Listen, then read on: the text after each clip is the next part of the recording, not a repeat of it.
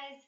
Today I'm going to talk to you about plantar fasciitis. So when the plantar fascia of the foot, the bottom arch or heel of the foot, becomes painful, sometimes that's plantar fasciitis.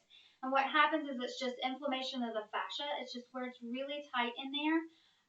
A lot of times it's the way that we walk or the shoes that we wear. So it's really important to make sure that your foot is supported. One easy thing that you can do is always check in and make sure that all of your weight is on the four corners of your feet. So just by making sure that you're not pronating or coming in too far or supinating and walking on the outside edge of the foot. So it's just really important to try and keep that balanced.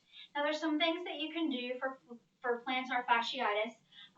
One thing that I always encourage my clients to use is just a simple tennis ball.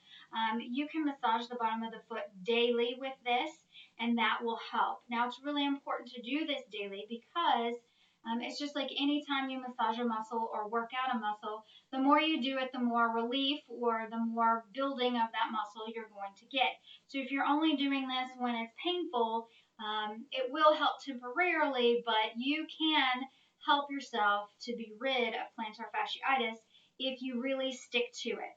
Okay, so the tennis ball, you just put it on the floor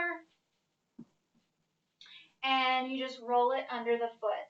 Now, it's always a good idea to hold a wall or a couch, chair, whatever works well for you. And you really want to just roll it around.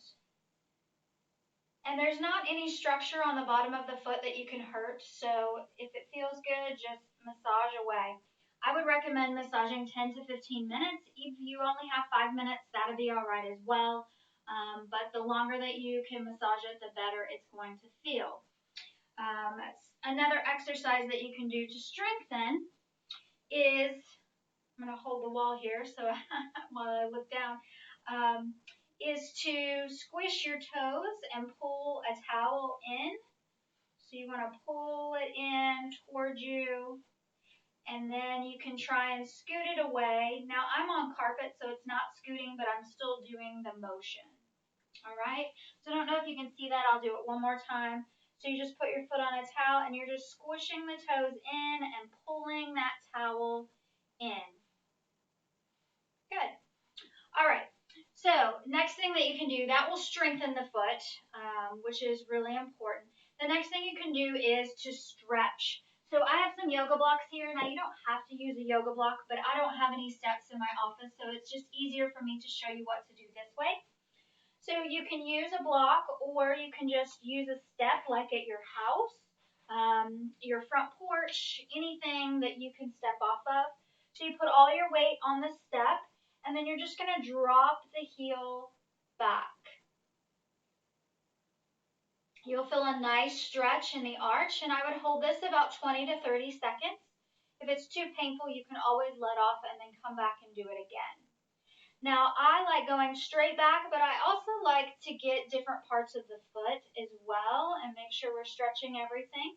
So I also do out to the right side and drop the heel back, and then I turn the foot in and do the same thing. So I do center, then out to the side. Let me turn this way so you can see. I do center, out to the side, and then out to the other side. And each time my heel is dropping back, stretching that area. Now, another thing you can do, you've probably seen these, or maybe you did them as a child when you played sports, or maybe you are a child watching this and this is what you do to stretch out your calves. You can also hold on to the wall and take your foot back, your heel back, just like this. Now, if you don't feel a stretch, you can always take it further. These are always really hard for me because I actually can stretch out my calf really well. So if you don't feel a good stretch there, make sure that you do it on the step because that is a very effective stretch. I hope that this helps you. Know that if you're really inflamed in your plantar fascia that you can put water in like a water bottle and put it in the refrigerator or the freezer and freeze it. And getting that cold water there, you can roll your foot over it just like the tennis ball, and that will help massage and bring some calming to the inflammation. Some people don't like ice, so heat is another way that you could put heat on your foot, whether it's like in a rice pack or something similar. It's kind of hard to get or wrap a heating pad around that, so sometimes it's a little more difficult to get the heat. But ice is always super easy, whether it's a water bottle, frozen peas, whatever. If your foot is inflamed, it's really important that you treat that as your body saying, hey, look at me.